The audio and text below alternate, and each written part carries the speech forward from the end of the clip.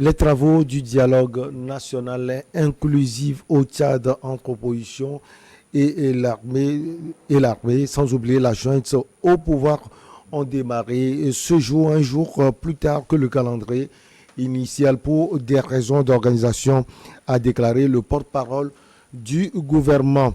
Alors, le dialogue est repoussé pour des raisons d'organisation, notamment à cause de l'arrivée tardive de certaines délégations. Ce n'est aucunement pour des raisons politiques. Bonjour à tous, bonjour à toutes. Didier Assogba, bonjour, vous allez bien? Bonjour Michel, ça va super bien.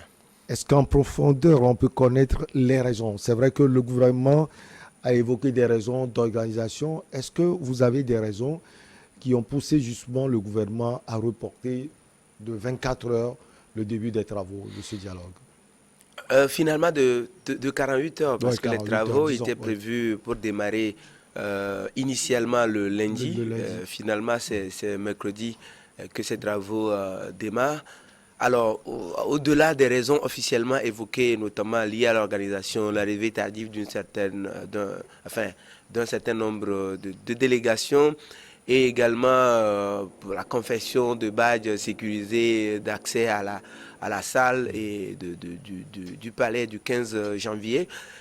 Il y a également d'autres raisons, notamment des raisons politiques et des raisons diplomatiques derrière, parce que au-delà de l'accord qui a été signé dernièrement au Qatar, il y avait, vous savez sans doute, il y a encore des groupes rebelles qui refusent de participer au dialogue national inclusif au niveau du Tchad, Notamment le FAC, naturellement, et également d'autres, des organisations de la société civile et des entités politiques, Kitaba, les voilà, transformateurs également. qui refusent de participer à ces discussions qui, pour eux, constituent juste une stratégie pour le fils Déby pour gagner beaucoup plus de temps et arriver à s'imposer à la tête du Tchad pour très longtemps. Et donc, il y a des diplomates qataris, donc notamment le chargé à la sécurité, donc, qui était le négociateur en chef pour la signature de l'accord qu'il y a eu entre le Conseil militaire de transition du Tchad et un certain nombre de groupes rebelles et politiques également. Il y a également des diplomates, notamment africains, nigériens, mauritaniens. L'ancien ministre des Affaires étrangères du Burkina, Djibril Bassolé, également, qui est impliqué dans les discussions, qui, naturellement, essaye toujours de prendre langue avec ces groupes rebelles qui se retiennent toujours et d'autres organisations de la société civile et également des partis politiques, des chefs de partis politiques qui refusent de participer, essayant de voir si les reports de 24 heures, de 48 heures auraient pu permettre de ramener ces réticents-là à de meilleurs sentiments. Jusque-là, on n'a pas la certitude qu'ils aient pu convaincre ces réticents-là à participer à ces dialogues-là. Et finalement, les travaux vont habituellement démarrer ce mercredi, où on démarrait finalement, on va dire. Mais ce n'est toujours pas perdu, vu que aujourd'hui, on va dire, le démarrage officiel du mercredi, je voudrais dire, c'est juste pour commencer l'adoption d'un certain nombre de règlements intérieurs. C'est des travaux préparatoires, préalables finalement du dialogue, et sachant que les discussions proprement dites vont démarrer finalement fin août. Et donc d'ici là, on essaie de voir, on attend de voir si les discussions de couloir, les tentatives de ramener à de meilleurs sentiments ceux qui se retiennent encore à de meilleurs sentiments naturellement pour la participation au dialogue qui devrait démarrer naturellement le 30 août finalement pour les discussions proprement dites. On essaie de voir, on attend de voir si ces discussions de pouvoir, ces tentatives diplomatiques ont pu convaincre ces réticents-là à participer finalement au dialogue. Alors, vous l'aviez dit, nonobstant le refus du FACT, par exemple, de quelques groupes rebelles, il y a également Wakitama, sans oublier les transformateurs de Succès Masra. Il faut dire, Didier Assogba, que c'est environ 1400 délégués qui sont présents à N'Djamena actuellement. Il y a des membres de syndicats, il y a les partis, d'autres partis politiques, il y a également la junte. Ils auront pour 21 jours de discuter de la réforme des institutions. Par exemple, est-ce que vous pensez que tout est prêt pour qu'on puisse parler de la réforme des institutions, qui est quand même une chose un peu plus importante? Non, bon, en fait, on ne sera jamais prêt. Parce que, vous savez, le Tchad vient de très loin. C'est un pays qui était au fond de l'abîme, qui essaie de remonter. Mais est-ce que le Tchad est en train de remonter de la meilleure des façons? Perso, je ne crois pas. Parce que la personnalité du président de la transition pose problème. Vous pensez que c'est ça le réel problème? Évidemment, c'est le réel problème. On ne peut pas avoir son papa, entre griffes, qui a dirigé le pays pendant longtemps et qui meurt dans des conditions non encore élucidées. Et on ne sait pas les tenants et les aboutissants, enfin, dans quelles circonstances le chef de l'État, Idriss Déby, est décédé. Et puis, bon, on impose son fils à la tête du pays. Et que son fils va vouloir, enfin, et qu'on attend que son fils fasse mieux que le père. Ça aurait été la meilleure des choses, que le fils fasse mieux que le père. Mais vous voyez que ces dernières déclarations concernant son avenir à la tête du pays n'ont pas aidé, on va dire, n'ont pas aidé le processus de facilitation des dialogues. Donc du coup, ça va poser véritablement problème. Mais de toute façon, il faut commencer quelque part. Et je crois que ce dialogue-là va être un des dialogues à organiser courant la transition pour arriver à réformer le Tchad. Parce que le Tchad a besoin véritablement de réformes, ça tout le monde est convaincu là-dessus. Réforme des institutions, notamment la réforme même de la Constitution. Vous savez combien de fois la Constitution actuelle, suspendue notamment par les militaires, a été toilettée. À chaque fois, il y a des articles qui sont toilettés à l'Assemblée nationale pour permettre naturellement au président d'alors, donc feu Idriss Déby, de pouvoir rempiler à la tête du pays pour très longtemps. Malheureusement, ou heureusement, je ne sais pas, malheureusement, il est tué au front et aujourd'hui c'est son fils qui reprend la main. Et dans les mêmes conditions, si on ne change pas de paradigme, les mêmes causes vont produire les mêmes effets. Et donc naturellement, il faut quand même commencer quelque part. Je crois que ça va être le début des travaux. Et comme je suis convaincu que ça ne va pas être le seul dialogue qui permettrait de réformer le Tchad, ça va être un des dialogues qui pose les bases, notamment sur le plan institutionnel, sur le plan de la réforme même de l'État, et qui va jeter le pavé pour l'adoption d'une nouvelle constitution à soumettre au référendum. Donc oui, pour le moment, ceux qui sont réticents attendent de voir parce que, comme je l'ai dit, la personnalité du président de la transition n'est pas encore consensuelle, ça pose problème. Ça cause problème, ça risque de causer plus de problèmes peut-être, Didier Assogba, puisqu'on a prévu de prolonger également la durée de la transition du 6 mois x 2.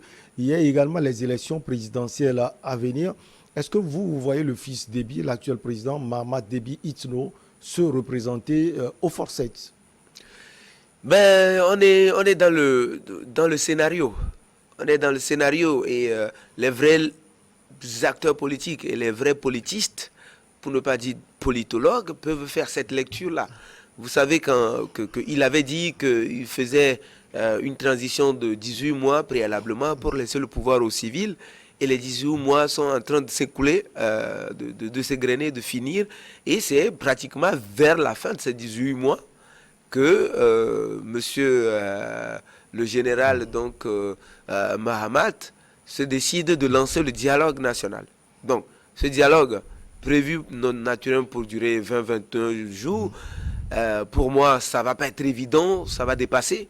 Naturellement, les discussions vont dépasser le cap du 20 septembre fixé. Ce n'est pas un crime, parce qu'il y a beaucoup de choses à dire concernant la vie du Tchad. Mais vous voyez qu'il avait décidé de prolonger de 18 mois encore la durée de la transition. Ça va faire 3 ans pour lui. Et le même général Mahamat Déby avait déclaré dernièrement, il avait dit préalablement qu'il n'allait pas s'éterniser à la tête du Tchad, qu'il allait passer la main à un pouvoir civil, mais il avait déclaré dernièrement, notamment en février, qu'il remettait son destin entre les mains de Dieu en ce qui concerne son avenir à la tête du pays. Donc, quand ça commence comme ça, c'est pas de bon signe. Donc, ce dialogue va lui permettre de préparer le terrain, de pouvoir maîtriser le pays, de reprendre tous les leviers du pouvoir. Le temps que le dialogue finisse, il maîtrise tous les leviers du pouvoir, tous les grands électeurs, et il va finalement s'imposer à la tête du Tchad sans coup férir à l'issue de la transition. Il pourra démissionner naturellement de l'armée. On connaît le scénario. Il va pouvoir démissionner de l'armée pour se représenter en tant que civil à la tête du pouvoir, et on dira que c'est un pouvoir civil, alors que dans les faits, ça restera un pouvoir militaire. Donc, ceux qui sont réticents à participer au dialogue font déjà cette lecture des choses et se décident de ne pas se compromettre, parce que vous savez, dans les pays africains, discuter avec le pouvoir, discuter avec les militaires pour l'opinion, c'est se compromettre. Et c'est pour ça que certains se réservent pour garder leur virginité et, s'il le faut, contester pour certains groupes rebelles qui se réservent, reprendre les armes s'il le faut pour mettre en difficulté le pouvoir de Mahamat Idriss Déby Itno finalement.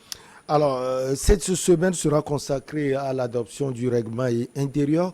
Didier Assogba, nonobstant le refus de certains groupes armés et de la société civile, Wakitama et des transformateurs, comme on l'a dit tout à l'heure, on voit des personnalités comme Saleh Kezabo. Il était ancien candidat à la présidentielle et opposant à Idriss Déby Itno.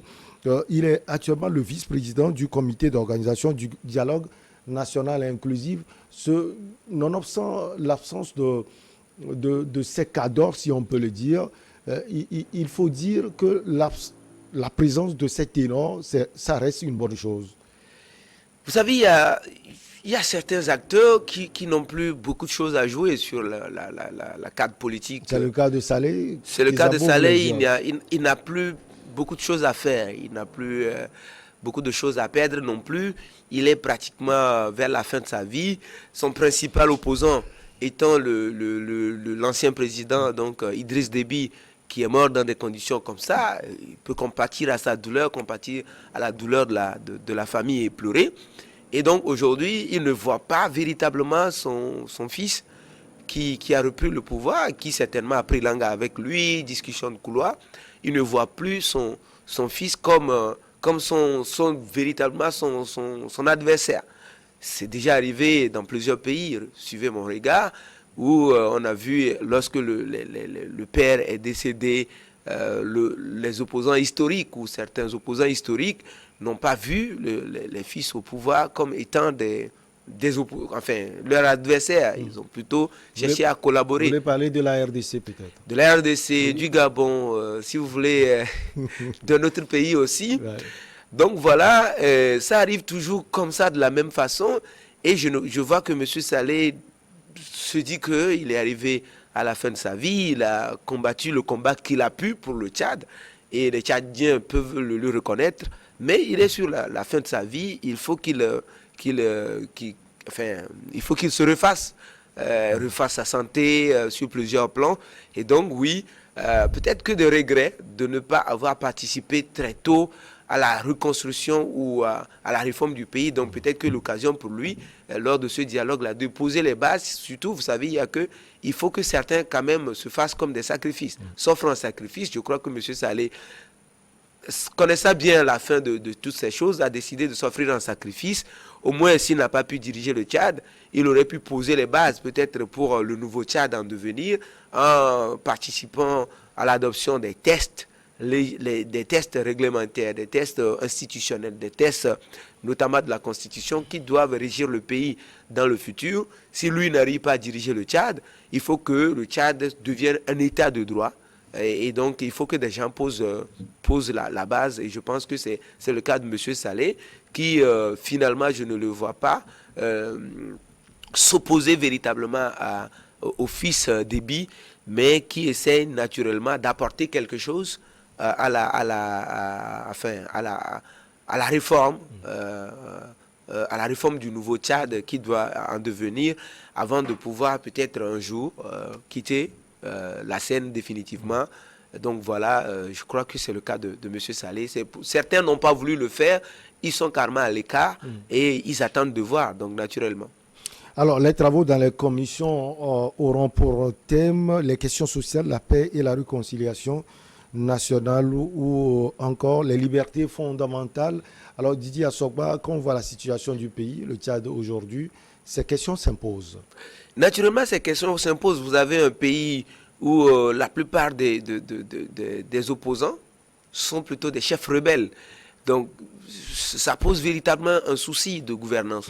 Ça veut dire qu'il y a certainement un problème. Et vous voyez, les groupes rebelles s'identifient à des régions données, s'identifient à des tribus, à des tribus, pour ne pas dire à des ethnies. Ça pose véritablement un problème de l'État et de l'État de droit. De l'État d'abord. Est-ce que le Tchad, en tant que tel qu'il a existé jusque-là, peut être considéré comme un État si les entités du pouvoir, les entités, qui composent ce territoire-là, s'identifient naturellement à des régions, beaucoup plus à des régions et à des tribus, à des ethnies. Et vous savez même que Idriss Déby, la famille Déby même vient d'une tribu, et donc il dirige le pays en tant que tel et s'identifie à des régions données, et lorsque des opposants d'autres régions s'élèvent, ils sont réprimés sans état d'âme et sans coup férir. Et naturellement, ça pose un problème. Il faut poser la question, discuter lors de ces dialogues nationaux-là, la question même de l'État tchadien. Qu'est-ce qu'on appelle l'État tchadien et quelle définition donne-t-on à l'État tchadien? Et à partir de ce moment-là, poser les règles de droit qui permettent de définir ou de gouverner l'État tchadien, et poser également les questions de liberté, les libertés fondamentales, les droits de l'homme, les libertés civiles et politiques, poser les bases, notamment dans les règles, et notamment la réforme de la justice elle-même, qui doit notamment avoir en charge la mise en œuvre de ces règles de droit-là. Il y a beaucoup de choses à faire au Tchad, comme si naturellement, après pratiquement 50 ans et plus d'indépendance, pratiquement rien n'a été fait. Il faut notamment aujourd'hui poser les bases même d'un État et les bases de la République, parce qu'au Tchad, la plupart des citoyens ont le sentiment de ne pas appartenir à une république. Donc aujourd'hui, il faut qu'on pose les bases d'une république tchadienne qui permettent naturellement aux citoyens de se sentir chez eux et d'avoir les coudées franches pour participer à la vie même du pays. Il en va de l'intérêt de l'avenir du Tchad. Merci beaucoup à vous, Didier Assogba. Vous êtes éditorialiste. Avec vous, on a parlé donc du Tchad et du début des travaux ces jours du dialogue national. On marque la petite pause et derrière, on reçoit Maître Eric Emmanuel Sousa.